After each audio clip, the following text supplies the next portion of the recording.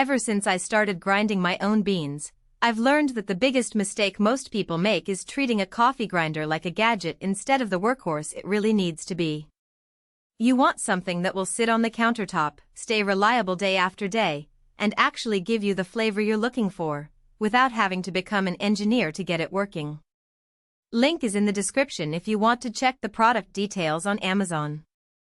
That's the mindset I kept in my head as I dug into the home electric espresso coffee grinder, because I was pretty sure I'd seen a lot of feature-heavy machines that end up feeling more like a novelty than a practical part of a morning routine. The first thing I asked myself was, will this grinder handle the variety of beans I like to use? I'm a fan of everything from a light Ethiopian wash to a dark Italian roast, and I often switch between a French press and an espresso shot depending on the day.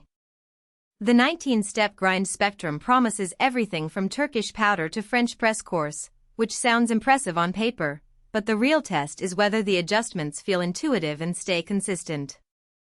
After a quick setup filling the 1,500 milliliters vacuum-sealed hopper, pulling the flow control lever, and tapping the touchscreen, I found that the grind selector actually moves in smooth, tactile steps. There's a little click every time you hit a new setting, so you can feel the change even before the machine starts grinding. That tactile feedback is important because it prevents you from overshooting the setting when you're in a rush, which is something a lot of cheaper grinders lack. One of the hidden trade-offs with a machine that has a 60 mm flat burr is how it deals with heat. Flat burrs are great for uniform particle size, but they can generate more heat if you run them for a long stretch.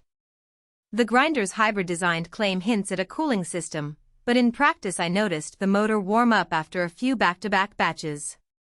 If you're grinding for a single shot or a couple of cups, the temperature rise isn't an issue.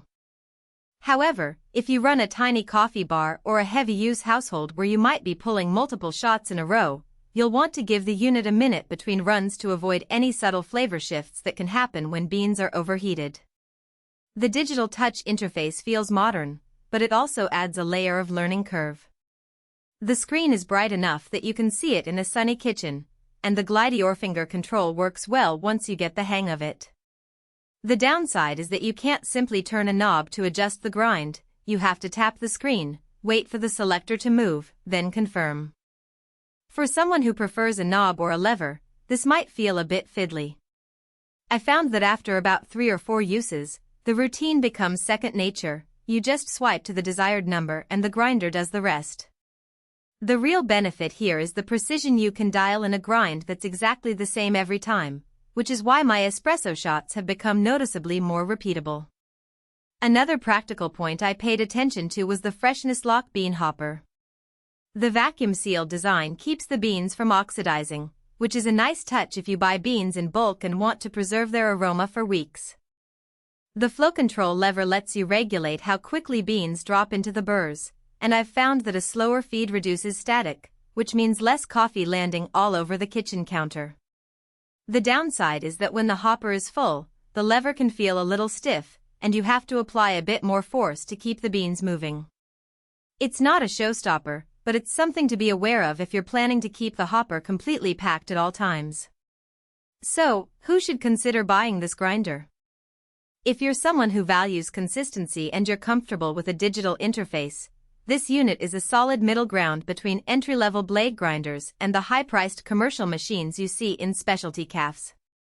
It's especially good for households that experiment with multiple brew methods and need a grinder that can switch from a coarse French press to a fine espresso grind without swapping out any parts. The 1,500 milliliters hopper capacity also means you won't be refilling every 5 minutes, which is a major convenience for families that drink coffee daily. On the flip side, if you're a budget-conscious buyer who only needs a basic grind for drip coffee, you'll probably find this grinder over-engineered and pricey for your needs. Likewise, if you prize a completely hands-off experience and want a simple knob to turn, the touchscreen could feel unnecessary.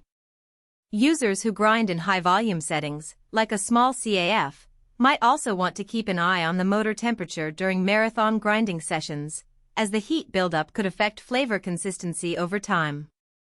When it comes to value, the real money saver isn't the extra steps.